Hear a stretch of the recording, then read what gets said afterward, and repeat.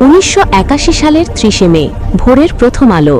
রাষ্ট্রপতি জিয়াউর রহমান ছিলেন চট্টগ্রামে একটি রাজনৈতিক বৈঠকে যোগ দিতে। রাতে তিনি বিশ্রামের জন্য চট্টগ্রাম সার্কিট হাউসে অবস্থান করেন। বাইরে ছিল নিস্তব্ধতা, কিন্তু ভেতরে অদৃশ্যভাবে প্রস্তুত হচ্ছিল এক ভয়ঙ্কর ষড়যন্ত্র। রাত প্রায় 2:30। হঠাৎই সার্কিট হাউস ঘিরে ফেলে একদল বিদ্রোহী সেনা কর্মকর্তা। মুহূর্তেই শুরু হয় গুলি। নিরাপত্তা বাহিনী কিছু বুঝে ওঠার আগেই জিয়াউর রহমানকে লক্ষ্য করে চালানো হয় আকস্মিক হামলা।